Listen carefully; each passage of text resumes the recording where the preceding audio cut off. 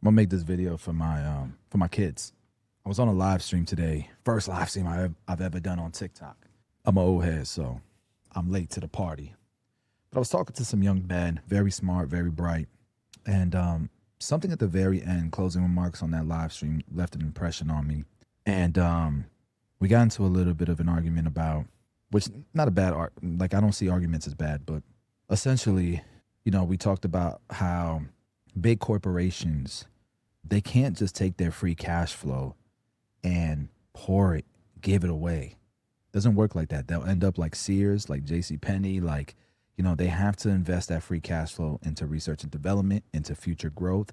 They have to pay out dividends to their shareholders. A lot of these shareholders depend on this from their 401ks, from their IRAs. If they do what people want big corporations to do, you can cause a depression. You can collapse our economy, and it'll be a lot worse than it is today. And then I thought about it.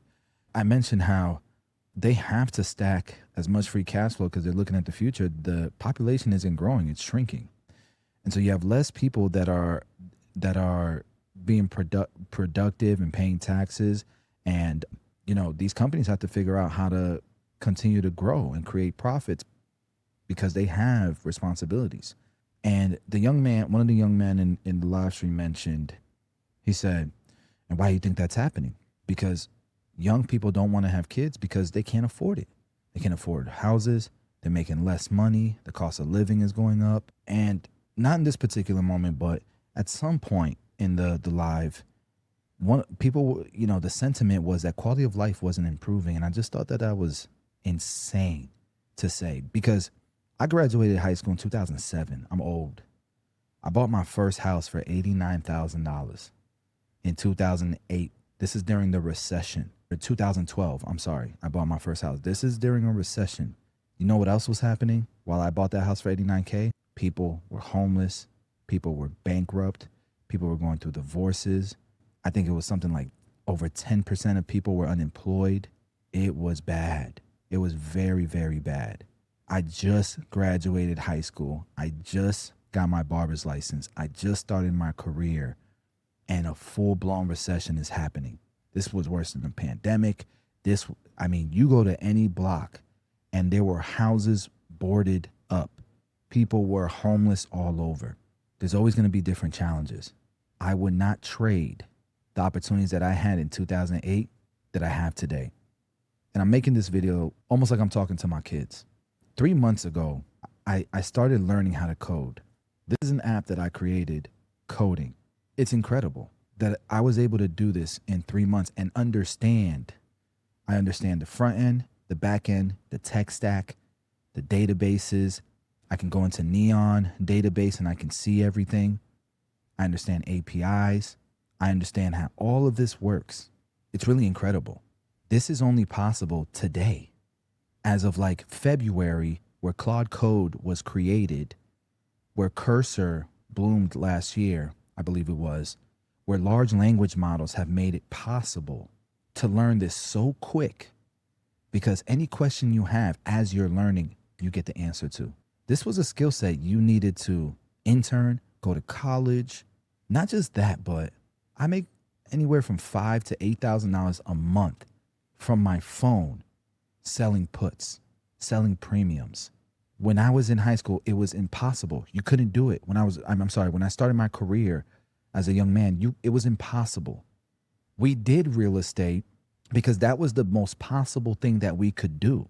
And so we were okay with dealing with broken toilets, shitty tenants, painting, fixing houses, being responsible for lawns, taxes, insurance. I own real estate today and I don't want it, actually, because I make money doing things that were impossible 10 years ago. Tomb45.com. Let me show you this business. This business makes millions of dollars a year. This business right here. Building this website in 2008 would have cost you hundreds of thousands of dollars. This video that you could create with AI today would have cost you thousands of dollars to create for this product. Running advertising online was impossible. Running a business like this with a few employees was impossible. The shipping The logistics was not possible for small people to build a business like this, make millions of dollars, and you could start for free with Shopify. Do you need a product? Sure. You know how I started this company? Let me show you. I started this company with this product. I made it in my kitchen. I made the first batch in my kitchen.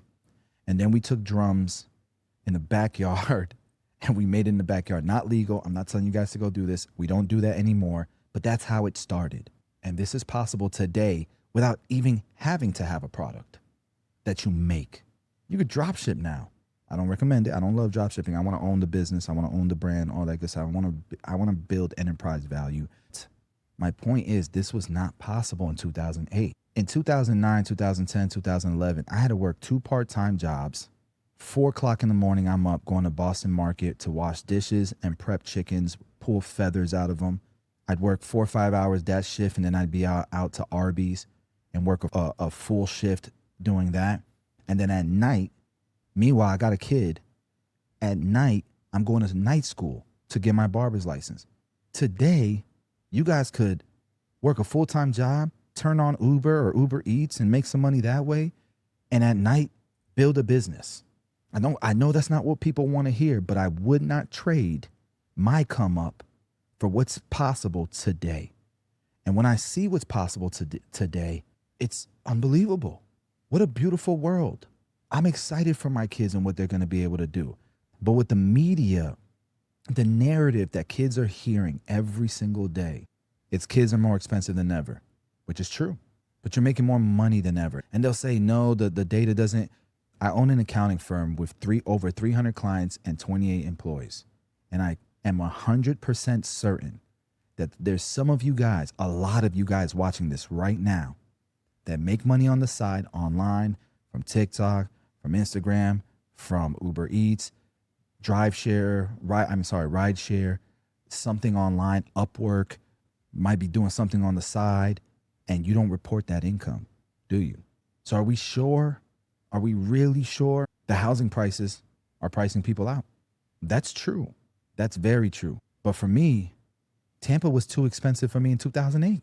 The reason why I bought a house for $89,000 is because I moved my ass to Brooksville, an hour away, 45 minutes away. And I made that hour-long drive every single day to work. Ask a young man to do that today. They'll look at you like you got two damn noses. Because why would they? They have options, right? People are marrying later because they've been taught to do that.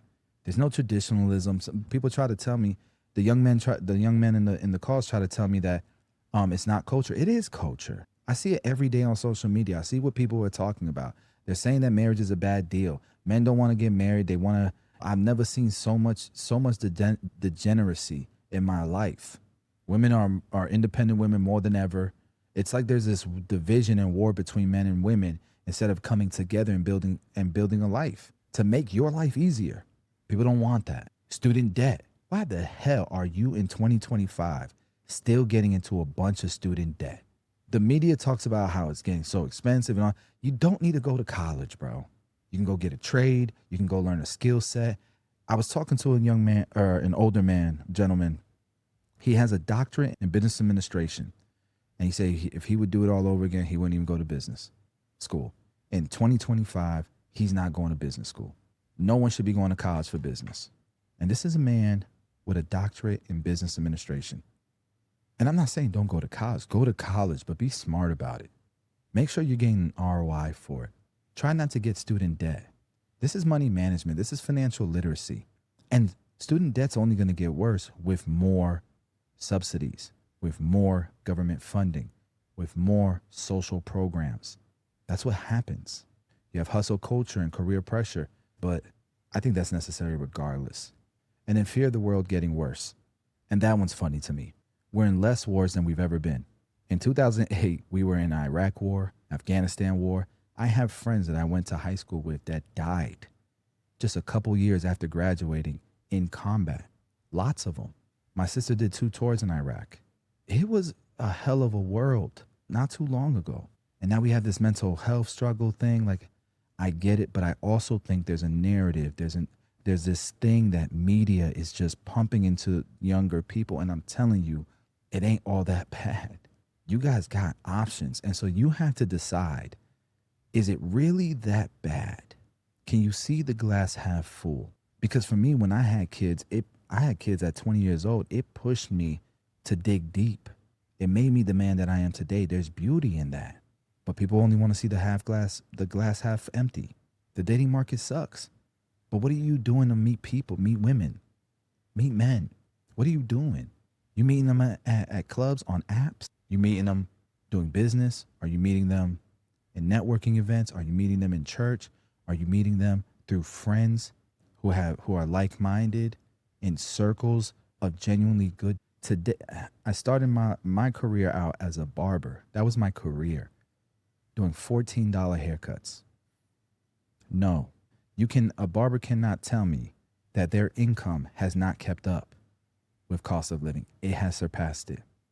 And a barber cannot tell me that their quality of life has not increased with booking apps, cordless clippers, salon lofts, online marketing, Instagram, Facebook ads, Google. You can't tell, oh, everything is saturated. It's always been saturated. I remember a time where a barbershop was synonymous with a front because you couldn't make money as a barber. Oh boy, how times have changed. And so as a young person who's you're going to live this life, what kind of life are you going to build for yourself? And what kind of mentality are you going to have while you build this life? Because the way I see it, the world is yours, baby. You can accomplish so much, guys. You can build wealth like you wouldn't believe from your phone. The iPhone wasn't even out when I was in high school. When I graduated high school in 2007, that's when the first iPhone came out. We didn't even have apps.